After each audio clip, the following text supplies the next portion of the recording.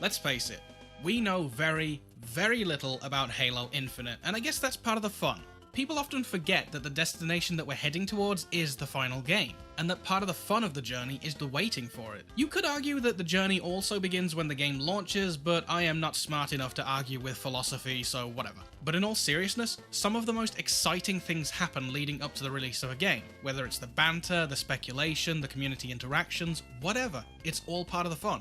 At least for me it is. I like watching people get involved and talking about things that they would like to see come to fruition. Of course, then it just makes it a bit tragic when their ideas turn out to be so interesting that it creates an unrealistic expectation and ultimately skewers your view of what the finished game will really be. Speculation is one hell of a double-edged sword. So, instead of warning my fellow Halo fans about the dangers of speculation, let's jump into some speculation about the Arbiter and what his role could be in Halo Infinite.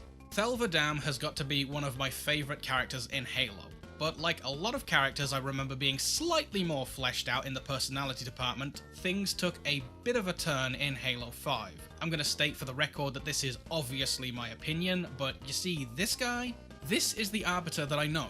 Back in Halo 2 and 3, he had a very different appearance, and though I do want to stress that his appearance changes are not necessarily my biggest issue with him going into Halo 5, it's rather the treatment of his character since Halo 3. I suppose that you could say that he's gone through a natural evolution over time. He's still a deadly warrior, even being a potential Oni target thanks to Jameson Locke's recommendation. But in my opinion, he's gone from being a slightly quiet and reserved speaker and deadly warrior to a warrior/politician for his people. Again, I see this as kind of a character evolution, but he seems so dull now, and I think the main problem is simply the writing behind his character, no offense writers, and the odd phenotype/design/whatever the excuse is for the heavy change in his appearances aside, he does still sound like the Arbiter. After all, Keith David is a fantastic actor, and his performance made me feel like he stepped right back into those shoes with very little in his way. Also, this has nothing to do with the video, but I did want to add that I was lucky enough to meet him a few years back, and I got this badass copy of Halo 2 signed by him. He's a genuinely nice guy. But for me, in Halo 5, there was always this weird disconnect that I initially thought was down to the armor, and then I thought it was down to the physical appearance, and then I finally settled on the real problem.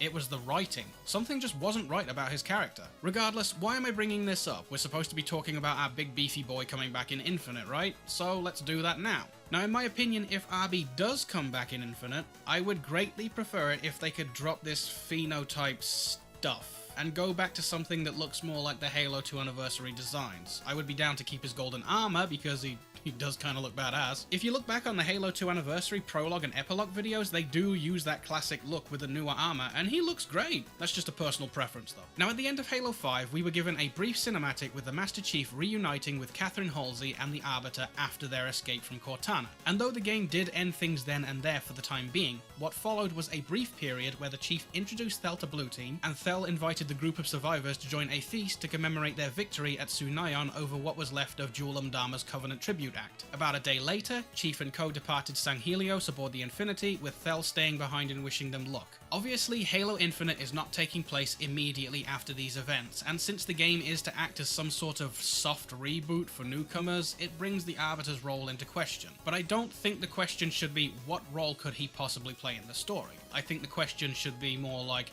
will the story even have room for him? Because right off the bat, I find it highly unlikely that he'll just happen to show up in the same place that Chief ends up again. Looking back on Halo 5 and some of the reading material taking place before and after the game, it does seem like his story has been made full circle, with the majority of his time now being used to defend his planet and people, presumably from the Created at this point. That does seem like the most logical conclusion. But honestly, logical conclusions bore the hell out of me in storytelling, so let's just go ham. In my ideal take to the beginning of Infinite, and bear in mind this is if the Discover Hope trailer is meant to serve as an introduction to the game, it's when this moment happens in the trailer where the Pelican is somehow tethered or held in place. In my version, that would be a red herring. There's no Created, no Prometheans, no Covenant here, but it's either the Infinity or a Swords of San Helios flagship pulling both Chief and the pilot to safety. When the two discover that there isn't any real danger, they're pulled into safety and briefed on the current situation. I feel like this could serve as a good way to inform players of what's going on in the story. On the ship, we get reintroduced to the Arbiter and everything seems fine. And that's when the game starts kicking in. Just like in Halo CE, the ship is attacked by enemy forces, be it Covenant, Created, whatever. You have to get to the escape pods with Arby and your new pilot buddy to make your way to the surface of the ring. Yes, I'm aware that it sounds like I'm just rehashing old ground and going back to the introduction of Halo CE, but I think that this would serve as an amazing introduction to Infinite and to a lot of new players, as well as being a cool throwback to old school players. After landing on the ring?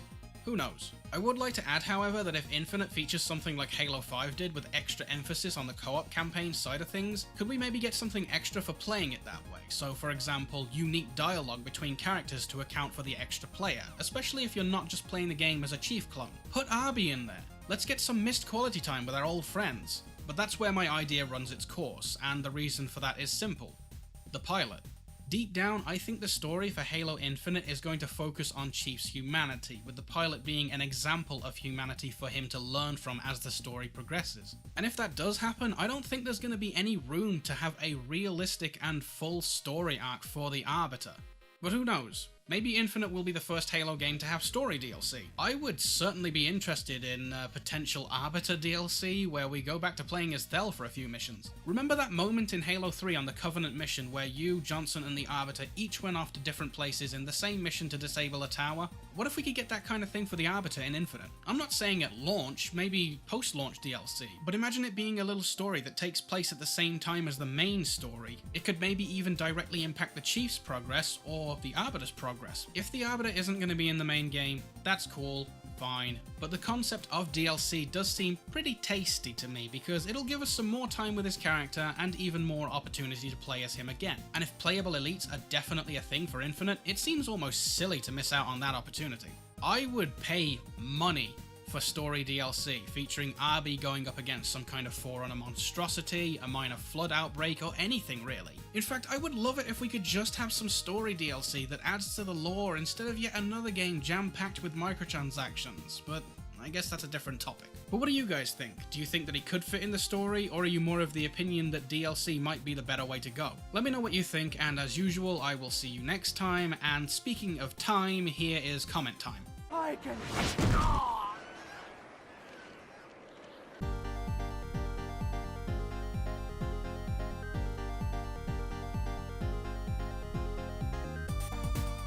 What's up with you using Bionicle the Mask of Light in your newer videos? What are you planning, Spearhead?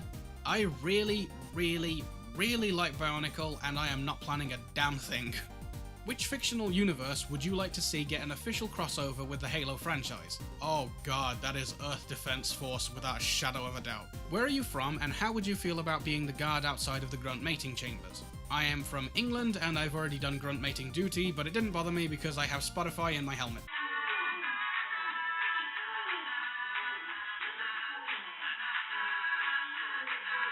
Out of all the cut content throughout the Halo franchise, what element do you strongly wish made it into the final product? This is going a bit off script, but if I recall correctly, there was a moment in Halo 3 where you were supposed to go back through the mausoleum of the Arbiter and fight a bunch of Arbiter flood-infected corpses. But the idea was abandoned because time constraints, I think, and also because it wouldn't make any sense. There might not be bodies in the caskets. We know that from Halo Wars, it's not always realistic to recover their bodies, so... Plus they would all be naked. And there was another thing where there was supposed to be a Cortana-controlled Scarab attacking the Gravemind, I think. Some kind of boss fight like that. I'm not exactly sure, but that kind of stuff I would have liked to see make it into the game. What are you going to do when you hit 100,000 subscribers? I am going to order pizza and cry, and if you think that I am joking, I am not. I am going to order a pizza and cry. How would you feel if Noble 6 was somehow in Infinite? I think I'd be disappointed. Everyone knows that he's in a cave, and if he just so happened to be in a cave on the ring that we visit in Infinite, then that's just jumping the shark. No, thank you. As you grow, will you ever go out to events to meet your fans such as E3, Halo Outpost, Gamescom, PAX, etc.? I'd go to events to meet friends and stuff, but I doubt that I would advertise myself as going because social anxiety sucks, bro. Bullshit.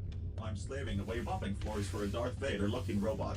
I'm a goddamn spider robot. What am I doing? Oh shoot, Vader's coming, look busy.